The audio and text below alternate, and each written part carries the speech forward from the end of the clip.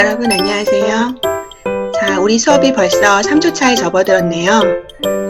여러분들이 이 수업 영상을 볼 때쯤이면 벌써 5월일 텐데 우리 아직도 만나지도 못하고 이렇게 온라인에서 수업을 진행하고 있어요.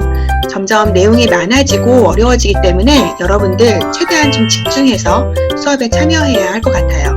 오늘은 7번째 시간 우리 헌법에 보장된 기본권, 자유권을 중심으로 이야기 나누도록 합시다. 자, 여러분들 이런 사진을 본 적이 있는지 모르겠는데요. 왼쪽에 있는 사진은 그 한 여자분의 치마 길이를 누군가가 재고 있죠. 미니 스커트를 단속하는 모습이고요. 오른쪽은 그 한 사람이 다른 사람의 머리카락을 자르고 있어요. 장발을 단속하는 모습이에요. 지금 우리로서는 정말 상상도 할 수 없는 그런 모습인데 60년대, 70년대에 일어났던 바로 우리나라의 모습이고요. 어떤 그 국가 권력에 의해서 국민들의 아주 기본적인 그런 자유를 제한하고 침해했던 그런 사례로 볼 수 있어요. 바로 오늘은 그 자유에 대한 권리를 중심으로 이야기 나누도록 하죠. 자, 지난 시간에 우리 잠깐 살펴봤듯이 자유권이란 개인이 자신의 자유로운 각각의 영역에서 누구에 의한, 국가 권력에 의한 간섭이나 침해를 받지 않을 권리고요. 자, 성격 기억나나요? 자유권은 소극적이고 방어적인 권리로서 헌법에 굉장히 다양한 우리 앞으로 지금부터 배울 여러 가지 자유에 대한 이야기들이 들어있지만 헌법에 명시되지 않은 권리들도 다 인정받을 수 있다는 의미에서 굉장히 포괄적인 넓은 의미의 권리라고 할 수 있어요. 자, 오늘은 그래서 자유권의 종류를 크게 3가지로 나누어 살펴볼 거고요. 그 중에 첫 번째가 바로 신체의 자유예요. 이 신체의 자유는 어떤 국가 권력으로부터 우리의 몸이, 말 그대로 우리의 몸이 자유로울 권리, 어떤 구속이 되거나 체포되지 않을 권리 등을 포함하는 내용이에요. 자, 신체의 자유 중에 첫 번째는 죄형 법정주의예요. 죄형 법정주의란 어떤 행위를 처벌하기 위해서는 무엇과 무엇이 죄와 형벌이 그 어떤 무엇이 죄이고 범죄이고 그리고 그것을 처벌할 수 있는 형벌이 반드시 무엇으로 정해져 있어야 한다? 국가가 마음대로 너 이건 잘못한 거야. 너에게 이러이러한 벌을 주겠어. 라고 하면 안 되고 무엇이 죄가 되는 사항이며 그 죄에 대해서는 어떠한 형벌을 내려야 되는지를 반드시 무엇으로? 법률로 정해야 한다라는 원칙이에요.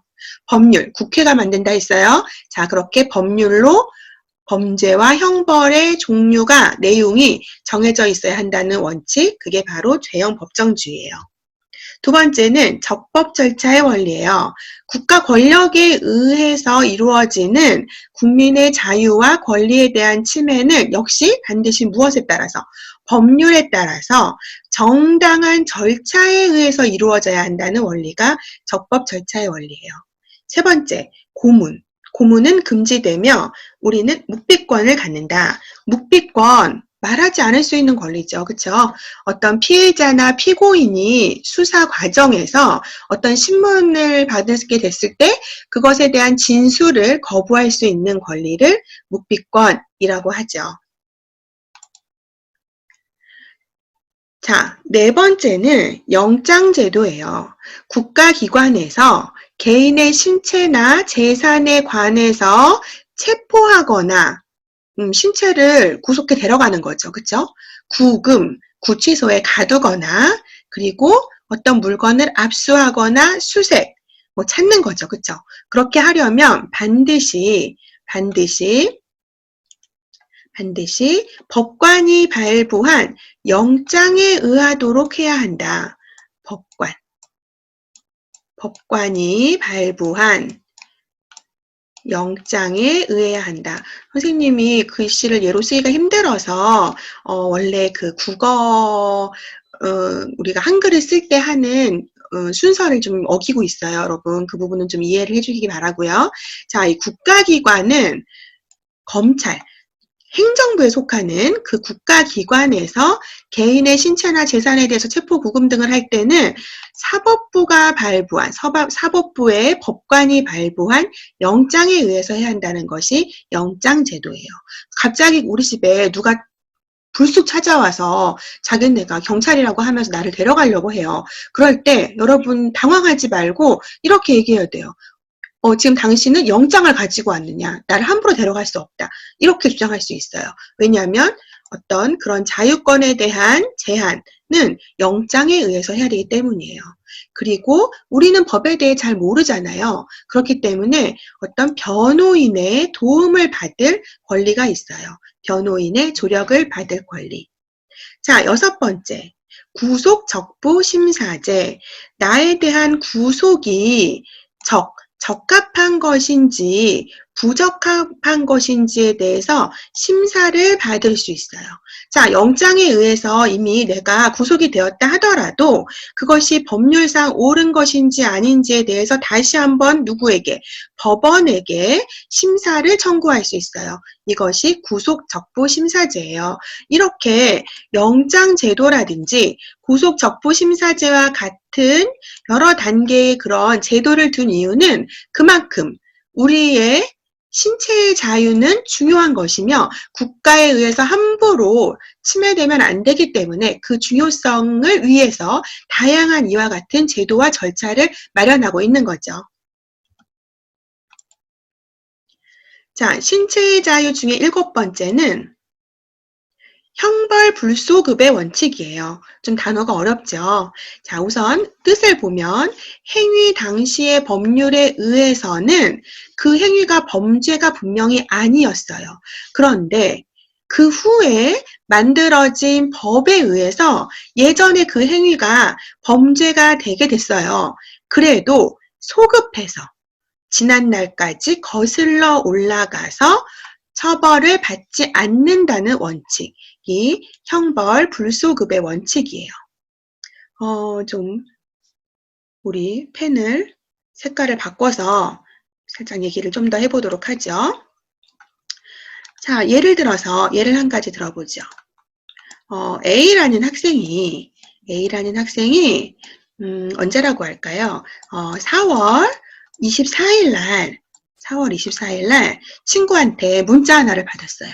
야야야, 이렇게 하면은 온라인 수강 3초밖에 안 했는데 30분 했다고 표시가 다 돼. 너도 이렇게 한번 해봐.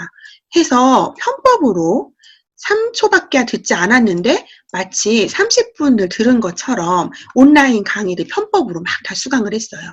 자, 이런 일이 이제 있었는데 이후에 4월 며칠이라고 할까요? 4월 26일 날 학교에서 이런 문자를 단체로 받았어요.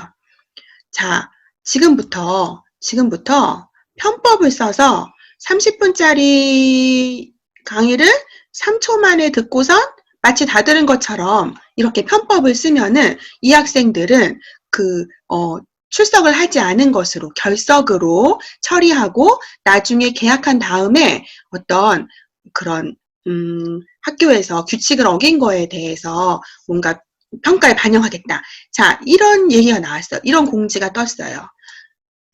하지만 이것에 대해서 우리 방금 전에 보았던 형벌 불소급의 원칙을 적용한다면 A라는 학생이 4월 24일 날 잘못을 했죠. 근데 법이 만들어진 건 4월 26일이에요. 이럴 경우 어떻게 한다? 불소급. 과거의 죄는 묻지 않는다. 이 어떤 법이 만들어진 이후의 행위에 대해서만 처벌을 하겠다라는 거예요. 자, 여러분, 왜 이런 원칙이 있을까요? 만약에 이와 같은 불소급의 원칙이 없다면 우리 모두는 어떤 일을 하든 늘 불안하겠죠. 내가 지금 하는 일이 나중에 어떤 처벌을 받게 되는 게 아니야?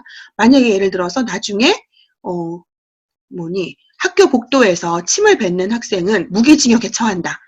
무기징역, 무기징역, 무기징역에 처한다. 뭐 이런 법이 만들어졌어요. 그러면 우리는 어떤 행동을 할 때마다 내가 지금 하고 있는 행동이 나중에 사형을 당하는 거 아니야? 무기징역에 당하는 거 아니야? 자, 이렇게 되겠죠. 그렇기 때문에 사람들이 안심하고 지금 생활할 수 있도록 하기 위해서 어떤 자유를 보장하기 위해서 이와 같은 불소급의 원칙을 두고 있는 거예요. 좀 이해가 됐을까요? 자, 계속 좀 어려운 표현이 나오네요. 일사부재리의 원칙. 한 사건은 다시 재심리하지 않는다는 원칙이에요. 어떤 확정 판결이 나서 무죄가 된 행위 또는 이미 처벌이 끝난 행위에 대해서는 똑같은 사건, 똑같은 행위에 대해서는 다시 처벌할 수 없다는 원칙이에요. 자, 9번째, 연좌제 금지의 원칙. 연좌제, 옆에 나란히 앉혀서 벌을 주는 것은 금한다. 자, 무슨 얘기냐면 연좌제는 이런 뜻이에요. 개인의 행위를 이유로 본인 이외의 일정한 관계에 있는 자에게 같이 형사처벌을 하거나 불이익을 주는 것, 그것을 하면 안 된다는 거죠. 금지의 원칙이죠. 여러분, 이게 무슨 얘기인가? 과거에 조선시대 한번 생각해 보세요. 누가 잘못을 저질렀어요. 그럴 때 혹시 여러분 그런 말 들어봤나요? 3대를 멸한다. 자, 부모가 잘못했는데 그 자식과 처와 여러 사람들을 같이 죽이는 거예요. 이게 바로 연좌죄예요.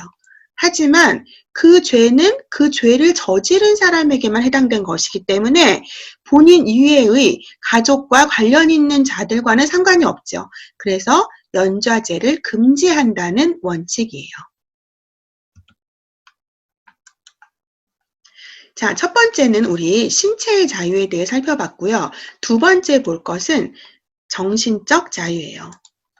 정신적 자유. 그 첫 번째, 양심의 자유. 개인의 가치관이나 신념을 외부에 나타내도록 강제당하지 않을 자유와 또 반대로 내가 양심이 이러이러한데 양심에 반하는 행위를 강요당하지 않을 자유예요. 이거는 잠시 후에 뒤에 넣어서 다른 한 사례를 같이 보도록 하고요. 두 번째는 우리는 믿고 싶은 종교를 믿을 수 있는 자유예요. 자, 그런데 이 종교의 자유는 아주 최근에 코로나 사태 때문에 잠깐 좀 문제가 됐었죠. 여러 종교 단체들은 일요일에 어떤 그 신앙생활을 하고자 하는 종교의 자유를 주장했어요. 하지만 국가에서는 국민 전체의 건강과 안전을 이유로 해서 일정한 기간 동안 종교기관에서 모이는 그것을 강제적으로 못하게 했죠. 이럴 때 과연 종교의 자유를 어디까지 인정할 수 있느냐. 이 권리이기도 하지만 때로 이것은 우리 국민들에게 무엇인가 공공의 목적을 위해서 제한할 수 있다라는 부분들이 있잖아요. 이 부분에 대한 내용은 다다음 시간에 좀 더 구체적으로 살펴보기로 하고요. 우선은 이런 정신적 자유에는 종교의 자유가 있다. 세 번째, 언론, 출판, 집회, 결사의 자유가 있다. 자, 집회, 여러 사람이 어떤 목적을 위해서 일시적으로 모이는 거죠. 우리 많이 들어본 이름이에요. 촛불 집회, 태극기 집회, 이런 것도 이제 집회고요. 결사는 특정한 목적을 이루기 위해서 여러 사람들이 조직을 결성해서 정기적인 활동을 하는 거죠. 예전에 우리나라 그 일제시대 때 여러 이제 결사 조직을 만들어서 광복을 위해서 활동했던 거, 독립을 위해 운동했던 거, 이런 것들이 일종의 결사고요. 언론, 출판, 집회, 결사의 자유가 보장된다. 그리고 네 번째, 예술과 학문의 자유가 보장된다.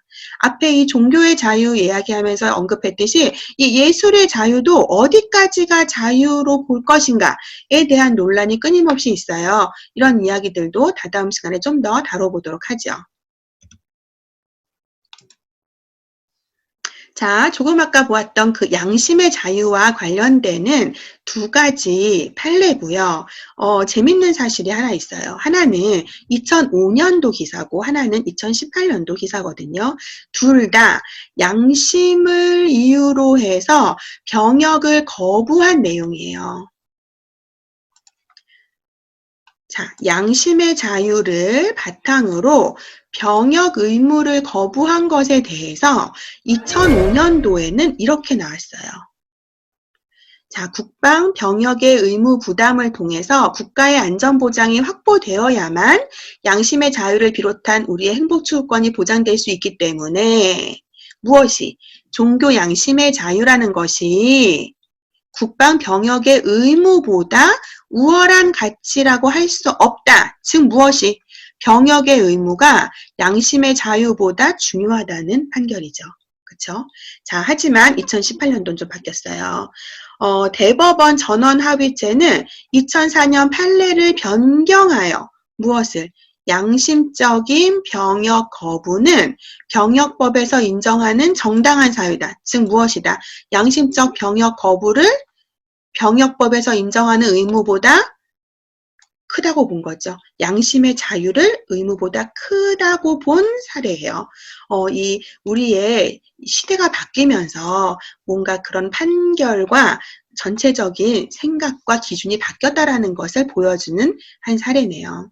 여러분들은 물론 이건 한 가지 우리의 그런 어떤 전체적인 사고가 좀 바뀌고 있는 방향이지만 여러분들의 생각은 다를 수 있어요. 그렇죠? 여러분은 여전히 양심의 자유보다 병역의 의무가 더 크다고 생각할 수도 있죠.